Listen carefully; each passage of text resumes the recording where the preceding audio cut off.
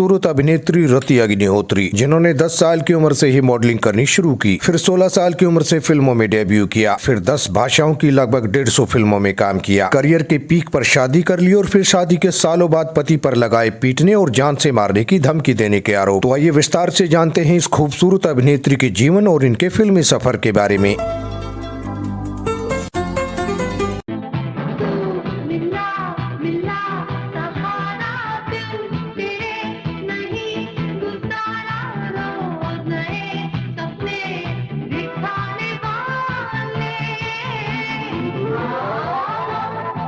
रति अग्निहोत्री का जन्म 10 दिसंबर 1960 को मुंबई में एक पंजाबी परिवार में हुआ। रति बचपन से ही अभिनेत्री बनना चाहती थी। उन्होंने 10 साल की उम्र से ही मॉडलिंग की दुनिया में कदम रखा, लेकिन इसी दौरान इनके पिताजी का ट्रांसफर मुंबई से चेन्नई हो गया, जहां पढ़ाई के साथ साथ रति ने स्कूल के नाटकों में अभिनय किया। ऐसे ही एक नाटक के दौरान साउथ के मशहूर प्रोड्यूसर डायरेक्टर भारती राजा ने रति के अभिनय को देखा और वो रति के अभिनय से खासे प्रभावित हुए। भारती राजा उस समय अपनी नई फिल्म के लिए नायिका की तलाश कर रहे थे। उन्होंने रति के पिता से मुलाकात की और वादा किया कि ये फिल्म 1 महीने में ही पूरी हो जाएगी। इस तरह से रति अग्निहोत्री ने 16 साल की उम्र में साल 1979 में तमिल फिल्म पुथैया वारापुगल से डेब्यू किया। फिल्म सुपरहिट साबित हुई और रति रातों रात स्टार बन गई। इसके बाद उनके पास फिल्मों की लाइन लग गई और रति ने 3 साल के अंदर ही करीब 32 कन्नड़ और तेलुगु फिल्में कर डाली। रति ने साउथ के सभी बड़े बैनर्स और साउथ के सभी बड़े स्टार्स जैसे कि रजनीकांत, कमल हसन, चिरंजीवी, सोहन बाबू, नागेश्वर राव के साथ काम किया। साउथ में अपार सफलता पाने के बाद रति अग्निहोत्री ने साल 1981 में कमल हसन के साथ फिल्म एक दूजे के लिए से बॉलीवुड में कदम रखा। वही सुपर डुपर हिट रहे। फिल्म 2 सालों तक सिनेमा घरों में लगी रही